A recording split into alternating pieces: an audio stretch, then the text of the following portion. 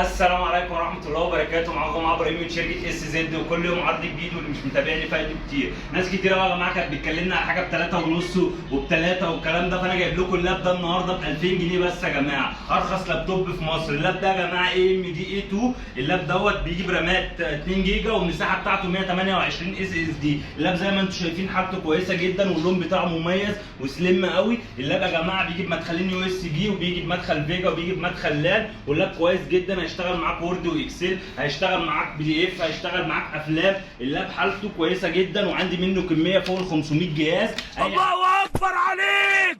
ايه الحلاوه دي؟ اي حد عايز اي حاجه يخش يكلمنا يا جماعه ب 2000 جنيه بس.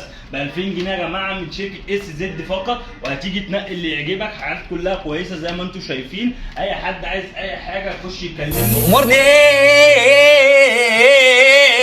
موجود شحن لجميع المحافظات. فرعنا يا جماعه في شبرا الخيمه، الشارع الجديد امام مستشفى وادي الطب، والفرع الثاني في مصر الجديده 7 شارع الحكمه. اي حد عايز اي حاجه يخش يكلمني، وانا عناية ليكم يا جماعه. حاجات كلها فوق الخيال، مش هتلاقي لاب ارخص من كده. اهوت اللاب اهو يا جماعه، وبصوا الظهر بتاعه عامل ازاي.